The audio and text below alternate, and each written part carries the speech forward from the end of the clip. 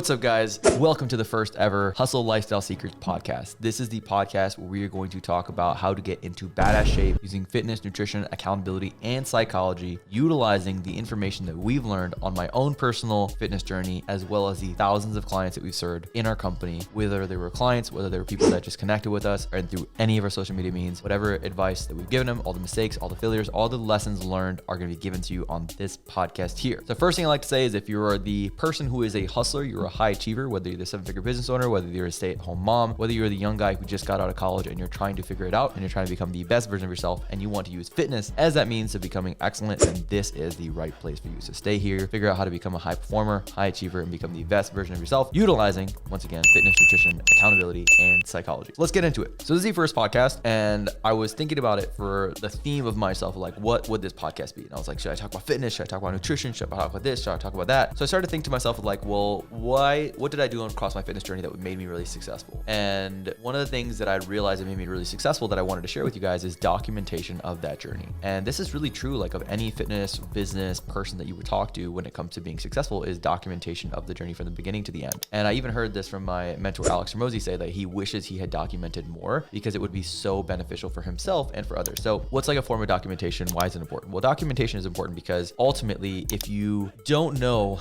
what you did or happened in the past, you don't document it, we never quite learn from it. In fact, there's a great quote that I'll probably read back to you, is like, because without looking back, we have no idea what's coming forward. That's why reflection, documentation, whatever you want to call it, is so important. When it comes to fitness, we really understand it's like, okay, I lifted 185 pounds this day on this, 3 weeks from now, I lifted 205. What was it that I did in between those actions to get the said result and to see the progress that you made along the way? So seeing progress is a huge part of documentation. See like where I started, where I come. But this podcast progress is mostly for me.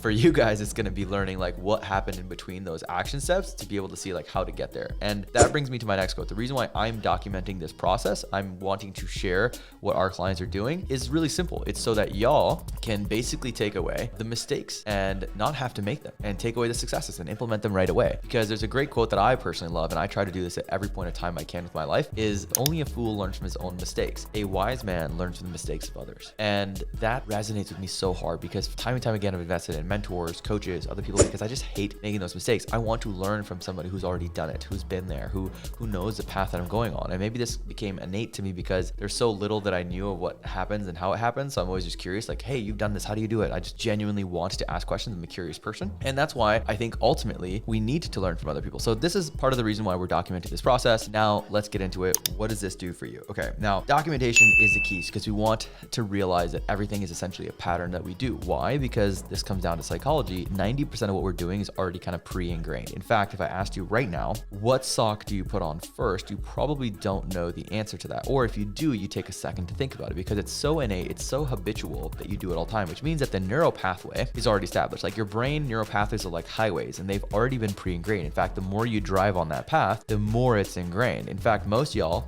for most of your driving, probably are already have such habitual driving that you go on this path without having to think about it anymore. That's like, they call this unconscious competence. Like you know it really well and it's ingrained in your brain. It's a behavior that you just repeat over and over and over again. And that's essentially most of our behaviors. So if we are to change, we have to understand what those behaviors are. And a lot of folks, in my experience, believe at the beginning of their journey that it's all kind of random. It's all kind of happening to them, which is why they have high bouts of success when they take these actions, and then they have low bouts or high bouts of failure as well. So they're kind of one way or the other because they never quite realize like what caused it. So they believe it's either motivation, etc., whatever. What if I told you didn't need any motivation whatsoever? What if I told you that if you can recreate these neural pathways, if you can realign them to help benefit you versus take away from you, you can succeed? And the only way to realize what these neural pathways are is through the process of documentation. That's kind of the key here. So let's talk about documentation. What is documentation? So if you're in your fitness journey, I'm going to walk you through a couple different very key pieces of documentation that you can do that are really simple, and then I'm going to walk you through life documentation. But overall, y'all probably have to keep listening,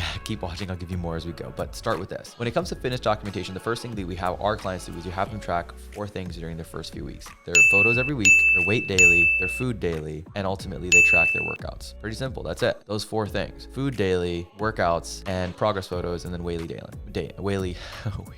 daily weigh-in. All right. And it's really quite simple. We don't even have them really do anything that crazy when it comes to food or working out or whatever else. It's nothing that crazy because just by the act of documenting, you become more aware. So this is called the Hawthorne effect. Just by the act of documenting, you become more aware. Therefore, you already change the actions because you're being observed. The act of observation creates the pathway that you start making different decisions. And that's kind of the key component behind this, okay? So you make different decisions because of that Hawthorne effect. That's why we always have people start with documentation. And once you start doing that, the next week when you've done this 2 weeks in a row, you can actually reflect back and say, okay, what did I do? What's the one thing that I need to change now in order to make progress? That is such a huge key component to this because if you just change one thing every 2 weeks that moved you towards progress, by the end of the year, you've done 25 things that move you towards progress. And most people are trying to do 100 things and they get 0 done because they have no idea which things are effective or not. So I'll give you the example. Imagine you were a business owner, and I like using business examples because they make sense to me. Imagine you were a business owner and you didn't know how much profit you made. You didn't know how much expenses you had. You didn't know how many sales you had. You didn't know how many leads you had. You didn't know how much all of this stuff is happening on a daily basis. Well, you could, and you need to improve your business. Let's say you're trying to make more profit. Well, you would never know how to do that because you had no idea which actions are actually leading to profit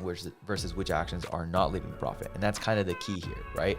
You don't know how much less food you should eat or how much more food you eat if you never document how much food you're eating in the first place. And we're all documenting. So the other component is like we're all always documenting, whether you use photos, whether you use a video, whether you use whatever, whether you use your eyes, whether you use your memory, whether you use your belt, whether you use your shirt, you're always documenting in some way, shape, or form. To me, you might as well use the documenting methods that are effective, that allow you to actually qualitatively and quantitatively look at the data and make that change. So documentation is such a key component, all right? And you have to take time to document the journey because at the end of the day, when you've made this progress, when you've done those 25 things and you see how far you've come, because human nature is inevitable, you're always gonna see that next level, which is awesome. I love that about human beings, but we never see how far we've come. We always think, oh, we're in a plateau or things aren't going well or I could be doing better, etc. That's why that documentation process is also necessary because I get to see how far I've come and how effective I've been. And you'll get better at the documenting process. That's the other thing. Just like this is our first podcast, it's set up this way. I can almost guarantee that by the time I've done 100, it will look drastically different. I will sound better. I won't make as many mistakes. I'll have a better structure, etc. whatever. That's why I'm so excited about this podcast in general. And I think a lot of people, when it comes to documenting, they want to be so perfect right off the bat that they never allow themselves to go through that learning curve.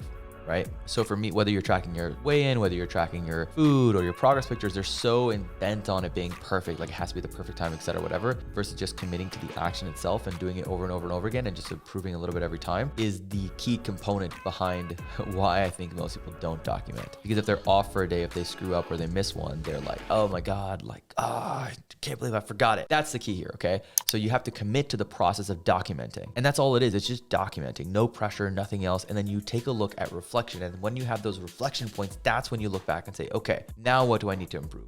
Now what do I need to do? Now, based on the actions that I was maybe unaware of at the beginning, what do I need to do? So this is what documenting does for you. Documenting takes you through the 4 steps of learning, which is first is unconscious incompetence. Like before you start documenting, you're essentially incompetent in areas that you don't even know where you're incompetent, right? Number 2, then you go into what's called conscious incompetence, where you start to realize when you're documenting, you're like, oh shit, I'm bad at this. Oh shit, I need to improve this. Or, oh my God, like my food is way super high, etc. whatever. 3 is conscious competence, which means now you're making that reflective change. You notice that you were doing something, you need to actually consciously change that behavior. So then you do. And then number 4, you get to unconscious competence, where now you're doing something so well, you've established that neural pathway, that highway of your brain, to where now you don't even have to think about it, you're doing it. And most people never ever reach that last phase because they always get stuck as conscious competence, or they're stuck in unconscious incompetence. And that's where most people will live. So hopefully my process of documenting, sharing this journey with you, and yourself documenting, you will realize the areas where you need to improve and you realize the importance of documentation. So number 1, you want to keep listening to this if you want to follow the lessons that we learned coaching hundreds of people so that you can learn from our experience. You want to get into elite shape and you want to avoid the sea of information and BS out there. Because remember, once again, a wise man learns from others' mistakes. A fool learns from his own mistakes. So don't learn from your own mistakes, learn from the mistakes of others. And trust me, we make plenty of them for you and we'll figure that out. Let's keep rocking. Let's keep hustling. Hopefully this first podcast was helpful to you. If it was,